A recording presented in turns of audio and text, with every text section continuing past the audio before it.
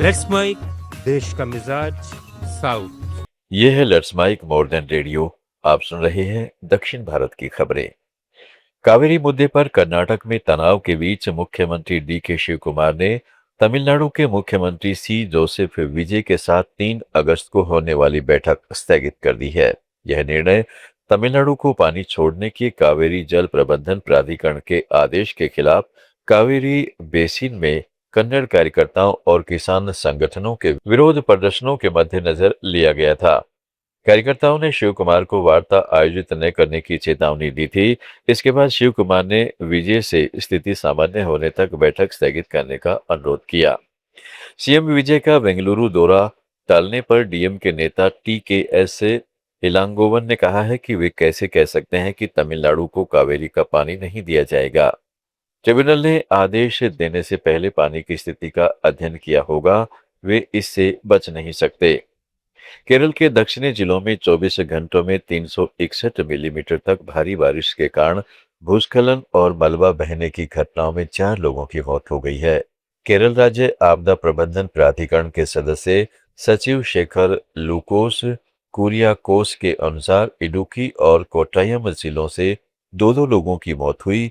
इस बारिश ने 2018 की विनाशकारी बाढ़ की याद ताजा कर दी, जिसने राज्य को जलमग्न कर दिया था। मौसम विभाग ने पथनम, थिट्टा, कोट्टायम, इडुक्की, मलप्पुरम, कोझिकोड, वायनाड, कन्नूर और कासरगोड जिलों में रेड अलर्ट घोषित किया है। इस बीच तिरुअनंतपुरम तट के पास खराब समुद्री परिस्थितियों के बीच मछली पकड़ने वाली नौकाओं के पलट जाने से 4 मछुआरे लापता हो गए।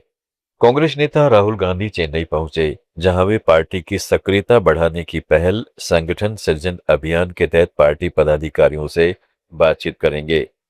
लोकसभा में विपक्ष के नेता राहुल गांधी चेन्नई के चेंगलपट्टू के कार्यक्रम में पंचायत स्तर के पदाधिकारियों को भी संबोधित करेंगे। प्रधानमंत्री नरेंद्र मोदी ने आंध्र प्रदेश के विजयनगरम जिले के भोगपुरम में अल्लूरी सीताराम राजू अंतर्राष्ट्रीय हवाई अड्डे का उद्घाटन किया। यह करीब 5,000 करोड़ रुपए की लागत से बना है। जीएमआर समूह द्वारा विकसित इस हवाई अड्डे पर 17 अगस्त से वाणिज्यिक उड़ानें शुरू हो जाएंगी। इसकी प्रारंभिक वार्षिक यात्री क्षमता 60 लाख है, जिसे बाद के चरणों में बढ़ाकर 400 लाख यात्रियों तक करने की योजना है। भोगपुरम हवाई अड्डा इस वर्ष चालू होने वाला देश का दूसरा हवाई अड्डा है। इससे पहले उत्तर प्रदेश के जेवर हवाई अड्डे से 15 जून से वाणिज्यिक परिचालन शुरू हुआ है।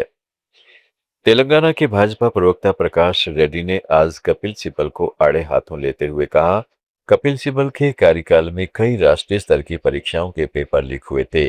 अब वो सुप्रीम कोर्ट तथा अन्य अदालतों में युवा समूहों की वकालत कर रहे हैं और एफआईआर बंद करने की मांग कर रहे हैं। कपिल सिब्बल को कॉकरोच पार्टी से जुड़ने और उसके पक्ष में बहस करने का कोई नैतिक अधिकार नहीं है। उन्हें उन लोगों का बचाव करने या उनके पक्ष में बहस करने का कोई अधिकार नहीं है जो समाज विरोधी और देश विरोधी गतिविधियों में शामिल है।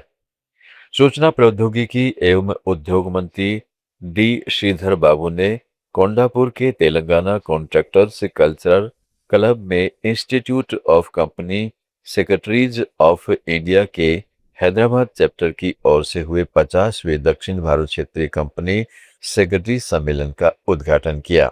इस मौके पर मंत्री बाबू ने कॉरपोरेट गवर्नेंस को मजबूत करने, पारदर्शिता को बढ़ावा देने, नियामक अनुपालन सुनिश्चित करने और निवेशकों का विश्वास बढ़ाने में उनके महत्वपूर्ण योगदान की सराहना की। उन्होंने कहा कि तेलंगाना सरकार एक पारदर्शी, जवाबदेह और निवेशक अनुकूल व्यवसाय पारिस्थितिकी तंत्र के निर्माण के लिए प्रतिबद्ध है, जो सतत आर्थिक विकास को बढ़ावा और अधिक निवेश आकर्षित करता है। आंध्र प्रदेश के उप मुख्यमंत्री पवन कल्याण ने नागार्जुन सागर श्रीशैलम बाघ अभयारण्य में एक बाघ की मौत पर चिंता व्यक्त करते हुए कहा है कि पारिस्थितिकी संतुलन बनाए रखने के लिए बाघ संरक्षण अत्यंत आवश्यक है। उन्होंने अभयारण्य के फील्ड डायरेक्टर को बाघ की मौत के कारणों की जांच करने का निर्देश दिया। उन्होंने कहा है कि इस बात की गहन जांच की जानी चाहिए कि बाघ की मौत प्राकृतिक कारणों से हुई है या इसमें किसी मानवीय हस्तक्षेप जैसे कि शिकार या जहर देने का हाथ है। तमिलनाडु, कर्नाटक, केरल, आंध्र प्रदेश, तेलंगाना, पुडुचेरी और अंडमान निकोबार की ताज़ा खबरों के इस बुलेटिन को रोजाना सुनने के लिए डाउनलोड करें लेट्स माइक ऐप। जुड़े रहिए लेट्स माइक के साथ।